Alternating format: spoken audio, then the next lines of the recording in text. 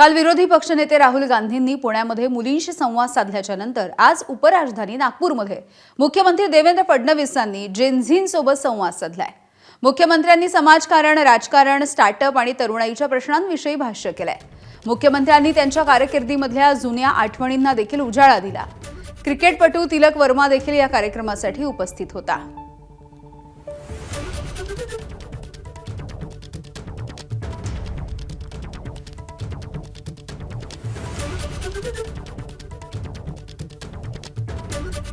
मैं 20 साल का था जिस समय राम जन्मभूमि आंदोलन में मैं प्रयागराज गया, वहां से अयोध्या की तरफ गया और उस समय एक प्रकार से पहली बार गोली चलती कैसी है मैंने देखी।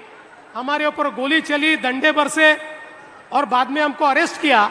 तो 20 साल की उम्र में सेंट्रल जेल बदायूं में 18 दिन था। मैं 18 साल का था, मेरे साथ 30 लोग थे, कोई 16 साल का, कोई 17 साल का, मैं सबसे बड़ा 18 साल का। और ऐसे 10,000 बच्चे हम सारे के सारे जम्मू गए, उधमपुर गए। उधमपुर में जब हमको रोका तो हम लोग पैदल श्रीनगर की ओर गए। आपको याद होगा कि हमारे मुरली मनोहर जोशी जी और मोदी जी, इनके नेतृत्व में वापस जाकर हमने लाल चौक पर पहली बार भारत का तिरंगा लहराया।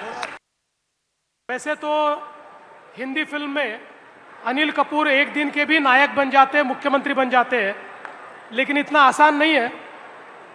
देखिए, इस देश में हमारे संविधान ने लोकतंत्र दिया है और इस लोकतंत्र की खूबी यह है कि जो देवेंद्र फडणवीस कभी ये भी नहीं सोच सकता था कि वो कॉरपोरेटर बनेगा, वो मुख्यमंत्री के पद तक पहुंचा। या गुजरात के रेलवे स्टेशन पर चाय बेचने वाला बच्चा देश का प्रधानमंत्री बन गया। तो ये ताकत भारत के संविधान की ताकत है। दरम्यान मुख्यमंत्री देवेंद्र फडणवीसांनी माध्यमांशी बोलत असताना विरोधी पक्षनेते राहुल गांधी यांच्या कालच्या पुण्यामधल्या कार्यक्रमावरती निशाणा साधला। मुलींशी संवाद साधणाऱ्या राहुल गांधींची संसदेमध्ये महिला आरक्षण विधेयकावरून दुटप्पी भूमिका बघायला मिळते अशी टीका मुख्यमंत्र्यांनी केली आहे। तसंच आदिवासींच्या विकासासाठी सर्वात जास्त काम आमच्या सरकारनं केल्याचा दावा देखील मुख्यमंत्र्यांनी केला आहे। काल चित्राताईंनी जो प्रश्न विचारला त्याचं उत्तर राहुल गांधींनी दिलं पाहिजे। आपल्या संविधानाच्या प्रक्रियेमध्ये सर्वात मोठी व्यवस्था संसद आहे।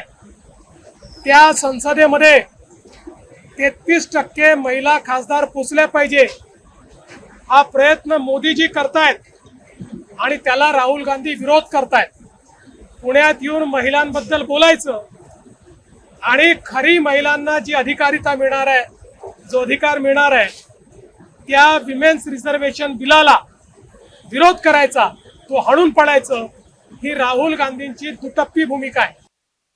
काँग्रेस हा दिशाहीन पक्ष आहे आणि अलीकडच्या काळामध्ये त्या पक्षामध्ये भोलगेवडे लोक, बोल घेवड्यांचा पक्ष तो झालेला आहे। बोल बच्चन रोज करायचे आणि टीव्हीच्या माध्यमातून रेलेव्हंट राहायचं, एवढंच काम त्यांचं आहे। जमिनीशी टच संपलेला आहे, केवळ स्टेटमेंट देणं एवढ्यापुरता हा पक्ष मर्यादित आहे। मला असं वाटतं आदिवासी विद्यार्थ्यांकरता जेवढे निर्णय या महाराष्ट्रात झाले, इतर कुठेही झाले नाहीत।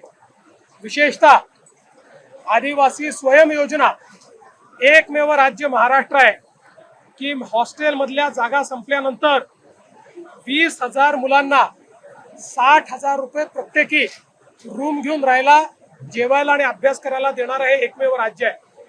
त्यामुळे मला असं वाटतं, आणि खरं म्हणजे मी विद्यार्थीच असतात, पण आपण आलेले जे विद्यार्थी नेते होते, बोलणाऱ्या सगळे मी म्हणत नाही, पण काही विद्यार्थी नेते होते, यांचं बॅकग्राऊंड जर तपासलं तर ते कुठल्या पक्षाचं काम करतात हे आपल्या लक्षात